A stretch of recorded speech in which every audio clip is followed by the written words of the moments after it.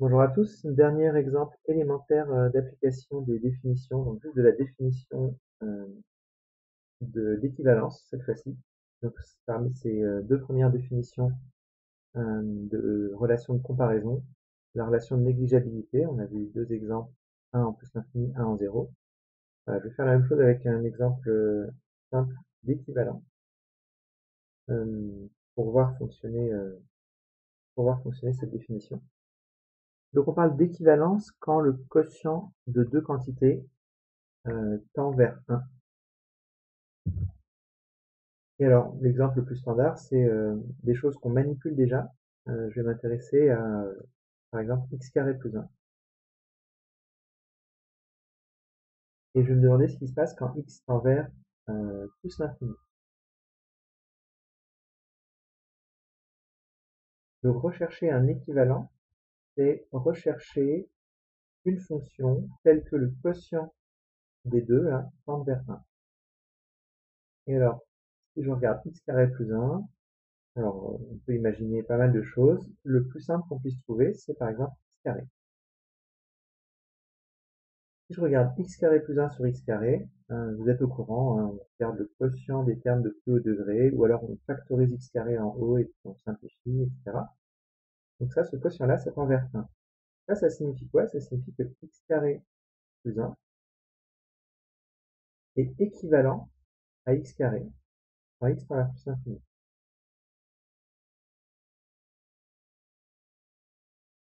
Alors, équivalent, ça veut vraiment dire équivalent et rien d'autre. Par exemple, ça ne veut pas dire que l'écart est de plus en plus faible. L'écart entre les deux, c'est toujours 1. Quand x vaut 10, bah, j'ai 101 contre 100. Quand x vaudra 100, bah, j'aurai 10 001 contre 10 000. L'écart sera toujours 1. C'est le plus 1 qui est ici. Mais par contre, il va être de plus en plus faible, c'est l'écart relatif. Quand x vaut 100, quand x vaut 10 déjà, j'ai un écart de 1 pour une quantité 100, 100 ou 101. Donc j'ai un écart de 1% en gros par rapport à x carré. Quand x vaut 100, x carré vaut 10 000, x carré plus 1 vaut 10 001, donc l'écart c'est 1 par rapport à 10 000. Donc là c'est 0,01%. Donc c'est l'écart relatif entre les deux qui est de plus en plus faible. Et alors, ce qu'on fait du coup, c'est qu'on fait le quotient entre les deux. Et si ça tend vers 1, et bien dans ce cas-là, on se dit que les deux quantités sont équivalentes. Voilà, c'est vraiment ça la définition d'équivalence. Graphiquement, c'est un peu moins franc que avec la négligeabilité.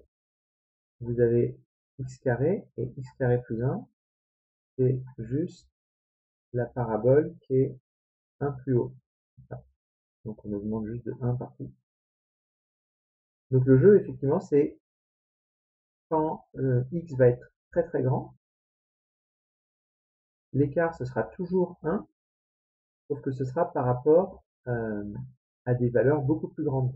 Et donc ce sera l'écart sera beaucoup moins important relativement aux valeurs prises.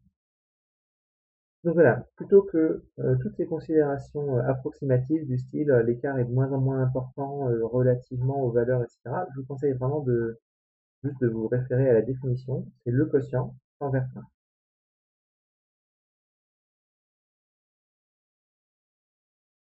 Et alors, si on veut vraiment parler de l'écart, ce qu'on peut faire, on peut tout à fait faire, c'est regarder l'écart, donc entre x carré plus 1 et x carré, mais faire ça par rapport à x carré. Et là, évidemment, si on coupe en deux, hein, on va retomber sur le truc qu'on a calculé juste au-dessus, envers 1, moins x carré sur x carré, et ça, c'est égal à 1. Et donc cette chose-là tend vers 0. Mais alors, qu'est-ce qui tend vers 0? C'est pas l'écart entre les deux, l'écart entre les deux, lui, c'est toujours 1, mais c'est l'écart divisé par x carré. Donc si vous voulez parler de écart petit, etc., ce qu'il faut dire, c'est que l'écart entre x carré plus 1 et x carré, il est négligeable devant x carré, par exemple. On aurait pu faire pareil avec x carré plus 1 en bas, c'était la même chose. Voilà. Donc c'est ça que vous pouvez dire. Et ça va être les deux caractérisations équivalentes de l'équivalence, justement. Donc soit le quotient des deux tend vers 1, soit l'écart entre les deux est négligeable devant l'un des deux. Donc ça fait l'objet du théorème qui suit.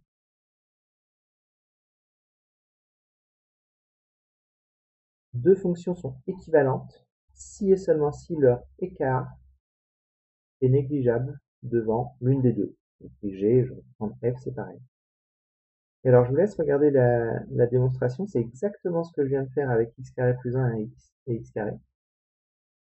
C'est, je le prends de droite à gauche ou de gauche à droite, peu importe. Dire que la différence est négligeable devant G, eh ben, c'est dire que le quotient tend vers 0. Le quotient de quoi? Le quotient de f moins g et g. Donc là, c'est bien f moins g qu'on compare à g. Voilà. Et ça, si je coupe la fraction en deux, comme j'ai fait dans l'exemple, j'ai f sur g tend vers 1, et f sur g moins 1 tend vers 0. Et f sur g qui tend vers 1, ça veut exactement dire que f est équivalent à g. Et là, pour le coup, c'est la définition de l'équivalence. Donc ça, c'est vraiment très important parce que vous serez amené à tester l'équivalence entre deux fonctions de ces deux manières-là. Et souvent, les deux sont possibles, hein, vu que c'est facile de passer de l'un à l'autre.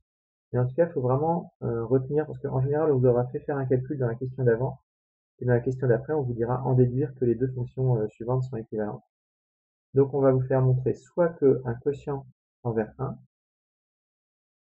soit qu'un quotient tend vers 0. Donc en gros, soit une relation directement d'équivalence entre les deux, soit un quotient qui tend vers 0. Donc en haut, vous aurez une différence et en bas, vous aurez l'un des deux trucs. Donc là, le x carré, vous le retrouvez ici. Et ça va vous montrer que l'écart entre x carré plus 1 et x carré est négligeable devant x carré. Donc x carré plus 1 est équivalent à x carré. Voilà, ça c'est pour vraiment vous expliquer ce théorème qui vous fournit une deuxième caractérisation de l'équivalence. Alors bien sûr, pour le petit o, on n'a pas deux caractérisations comme ça. On a directement le quotient qui tend vers 0. Pour l'équivalence, c'est ça les deux manières de procéder. Alors si je reviens à mon exemple, x carré plus 1 et x carré, juste pour vous donner aussi les versions calculatoires, enfin, disons pour comprendre ce qui se passe. Je vous ai dit graphiquement, c'est pas si clair que ça. Par contre, ce qui est très clair, c'est si on prend des exemples de valeurs. Par exemple, quand x vaut allez, 10, pour commencer, vous avez x carré qui vaut 100, x carré plus 1 qui vaut 101. Donc déjà, on voit que les deux valeurs sont assez proches. Hein. Donc x carré plus 1 sur x carré, ça fait 1,01.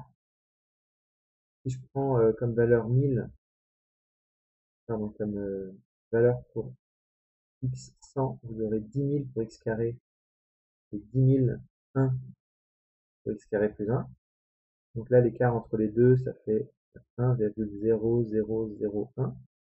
Et vous voyez que petit à petit, on va se rapprocher de 1. Voilà, donc on peut se convaincre, comme ça, en prenant des valeurs de plus en plus grandes pour x, que le quotient tend vers 1 et que les valeurs de x carré et de x carré plus 1 sont de plus en plus